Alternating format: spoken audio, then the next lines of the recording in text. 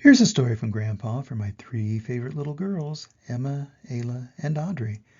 Last week I read part one of Dr. Seuss's book called The Bippolo Seed. There were too many stories to read all at once, so last time I read the first three stories. In today's video I'm going to read the last four stories called Tad and Todd, Steak for Supper, The Strange Shirt Spot, and The Great Henry McBride. So here we go, part two of Dr. Seuss's book, The Bippolo Seed. The first story is Tad and Todd. One twin was named Tad, and one twin was named Todd, and they were alike as two peas in a pod. They were so much alike that from their hair to their feet that people would stare when they walked down the street, and no one, not even their mother, knew which one was which one and what one was who. Now Todd on the right, who was the happier one, he thought being twins was a whole lot of fun. He liked it 'cause no one could tell them from Tad, but Tad on the left, well, it made him quite sad. So Tad on the left side one day said to Todd, "I don't like to be two peas in a pod. I'm going to look different, I tell you," he said, and Tad took some ink and he dyed his hair red. "Now people will know when they see me and you which one is what one and what one is who." "No, no," explained Todd on the right, "if you please. I like the idea of the pod and two peas." And Todd grabbed the bottle and quick as a wink he dyed his own hair with the very same ink. "Ooh," sighed young Tad on the left, "this is bad. I still look like Todd, and he still looks like Tad." And he worried all day and he fretted all night. "How can I look different from Todd on the right?" "It's going to take brains and it's going to take tricks," thought Tad on the next morning he got up at 6. "I've got to wear clothes of a very strange kind." So he made a false tail, which he hitched on behind. He left off one shoe, stuck a rose on his toe. "Now when you see me," said Tad, "they will know which one is the right one and who without fail, for I'll be the one with the rose and the tail. But to make double sure, I'll do more a small thing. I'll catch a queer bird, which I'll keep on a string. I'll take the bird with me wherever I go, and the bird and my tail and the rose on my toe will show that I'm Tad, and that Todd is not me, that I am just I, and that I am not he." Thought Tad, "It's not bad for a start, but I've got to make certain they'll tell us apart. I'd better perhaps get a couple things more." So he took all his savings and went to a store and bought a big statue of General Lee Miller, who once was a famous old buffalo killer. That for his shoulder, and then for his back he strapped on a dog in a brown burlap sack. "They're heavy," thought Tad, "and the bag sort of itches, but people will know now which one of us which is. It's mighty good stuff, but is it enough? It may be enough, but I can't take a chance. The whole town must know I am Tad at first glance." So Tad made some stilts from 7 feet high, and he bought an umbrella that came from Shanghai. Then he spent all his last cent from a fat Turkish hat and 7 balloons. Then he said, "That is that. And now I'll run home and I'll show my brother Todd we're not like two peas in a silly old pod." But when he got home, what a terrible sight! Tad on the left stared at Todd on the right, and saw that his brother was dressed up quite neatly, exactly like he was, precisely, completely. "You see, Tad," said Todd, "it's high knife that you knew that you look like me and that I look like you, and you'll never look better, whatever you do." Then Tad sort of smiled. "Yes, I guess that is true. And they say that today, when you see Tad with Todd, they're both having fun being peas in a pod. And still, no one knows when they meet with these two if this one is that one, or that one is this one, or which one is what one, or what one is who." Here's the second story, Steak for Supper. When I'm all by myself and there isn't a crowd, I guess that I sometimes get thinking out loud. And I guess I was talking when staring my feet on the way home for supper down Mulberry Street. And I must have been thinking about what I would eat, 'cause I shouted out loud and with all of my might that we will always have steak every Saturday night. My brother had warned me, don't babble, don't bray, for when you never tell, who might hear what you say? My father had warned me, boy, button your lip, and I guess that I should have. I made a bad slip, 'cause the minute I said we had steak on our meal, I noticed an Icka behind at my heel, and that Icka was trailing me home for a bite of the steak that we have every Saturday night. I got sort of worried. Our steaks are quite small, and we had none to spare of that Icka at all. Then I really got worried. The next thing I knew, the Icka was talking and babbling too. That Icka was waving his wing at a critch. Come on, he was calling, they're terribly rich. They've plenty of steak, and they'll cook it just right, 'cause they always have steak every Saturday night. Then the Gritch started giving the come-along sign, inviting a Grickle to come in the line. Join up, called the Gritch, for I'm sure they'll be able to set up one more place at their dining room table. An Icka, a Gritch, and a Grickle to feed. My mother, I knew, would be angry indeed, and I groaned, and I knew that I hadn't been bright when I bragged we had steak every Saturday night. And then the Grickle called out to a nupper, they always have steak for their Saturday supper. Good gracious, I gasped, how the news gets around, and steak's so expensive, $1 a pound. A nupper for supper, a Gritch and a Grickle, and also a nickel. Oh boy, what a pickle. I shivered. I wondered what father would do when I walked in the house with that terrible crew. When father saw them, there's a very good chance that I'd likely get whaled on the seat of my pants. And I guess if it did, it would serve me quite right, 'cause I blabbed we had steak every Saturday night. And the very next second I groaned, oh, good grief, when the nupper called out to a pair of wild weef. Come on, you wild weef, what a party we'll make. For Saturday's supper they always have steak. What a mess, 2 wild weef and a nupper, an Icka, a Gritch and a Grickle. I'd never felt sicker. I knew that the minute I walked through the door, my mother would faint and my father would roar, and tomorrow they'd send me to one of those schools where they try to train boys how to not make like fools. I reached for the doorknob and trembled with fright, all because I'd said steak every Saturday night. I opened the door, then I stopped with a sniff. I smelled with the cooking. I took a big whiff.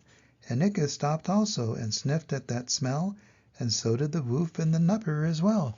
The Gritch and the Grickle, they stopped and sniffed too, and the moment we sniffed it, we all of us knew that the stuff that we sniffed wasn't steak, it was stew. The butch who sent it had made a mistake. For Saturday's supper, we didn't have steak. Just stew, gulped the Grickle, just stew, pooh, I say. If they only had stew, I don't think I will stay.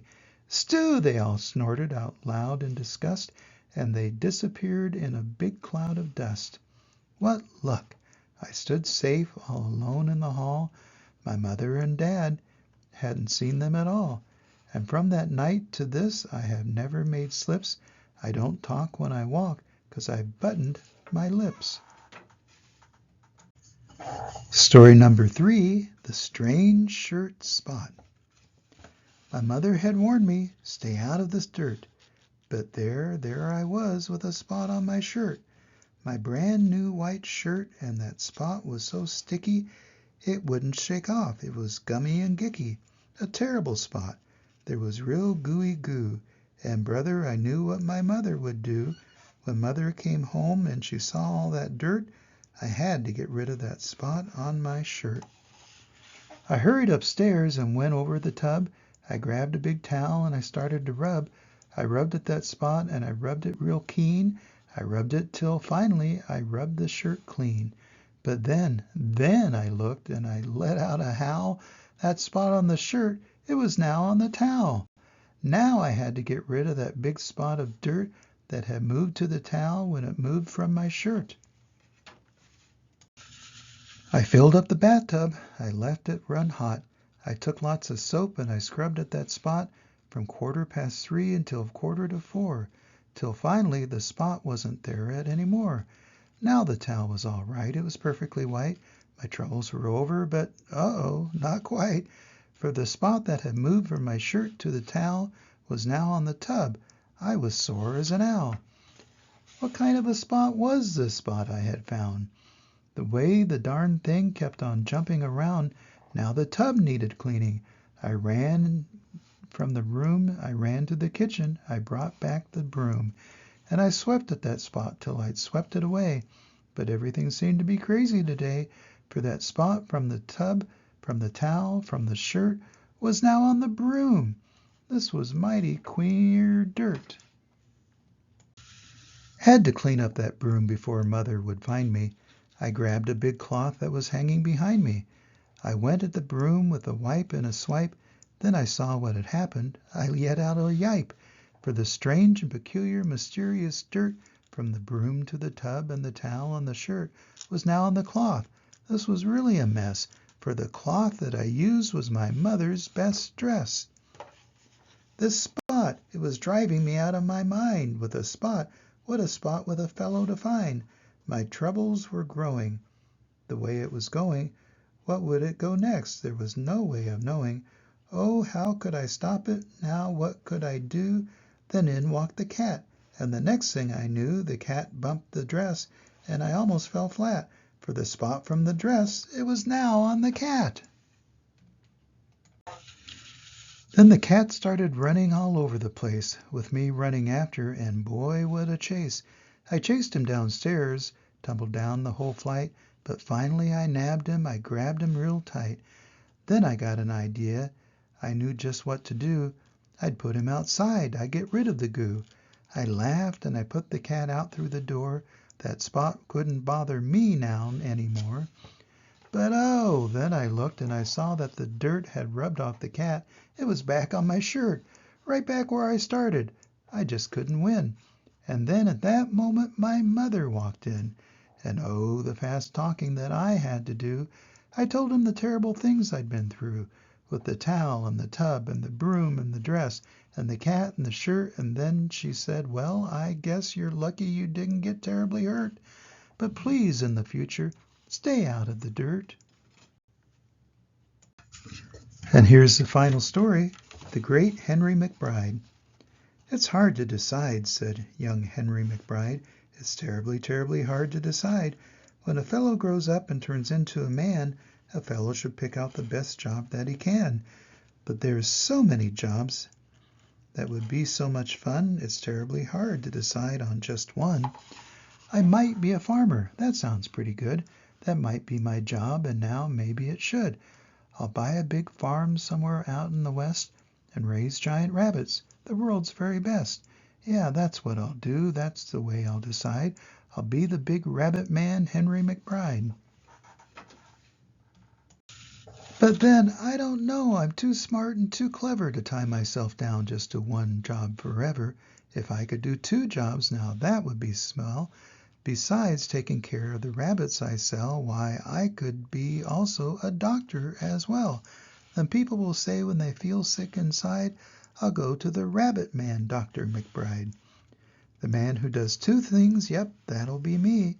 Doctor and rabbit man Henry McBee. But why only 2 things? Say, I could do 3. I'll build a big radio broadcasting tower and broadcast the news and the sports every hour. And then I'll be famous and known far and wide as broadcaster rabbit man Dr. McBride. Pooh, 3 things is nothing. I still could do more. I've got lots of brains. It's a cinch. I'll do 4. I'll buy myself one of those seal training stores and train seals to balance big balls on their snoots. And the people will say young McBride is sure slick.